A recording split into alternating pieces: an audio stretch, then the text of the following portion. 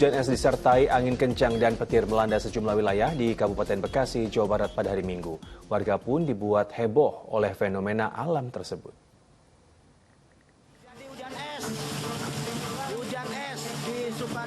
Hujan es yang turun di sejumlah wilayah di Kabupaten Bekasi, Jawa Barat pada hari Minggu membuat heboh warga Cikarang Barat.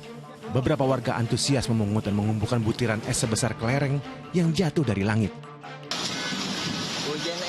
Sebelum hujan es terjadi, wilayah Bekasi diselimuti awan mendung tebal disertai sambaran petir. Tak lama berselang, hujan lebat turun disertai es dan angin kencang. Hari pertama petir, petir, langsung gelap, langsung angin, hujan, langsung lotok-lotok. Lotok-lotok di mana, suara apa? Ya di atas, kedengeran, kayak ngelemparin batu. Hujan es merupakan fenomena cuaca alamiah yang banyak terjadi pada masa transisi atau musim pancaroba. Hujan es juga kerap terjadi disertai kilat atau petir serta angin kencang. Hujan es ini biasanya terjadi dari keberadaan awan sibi atau awan cumulonimbus. Jadi hanya terjadi di sekitar tumbuhnya si awan sibi tersebut.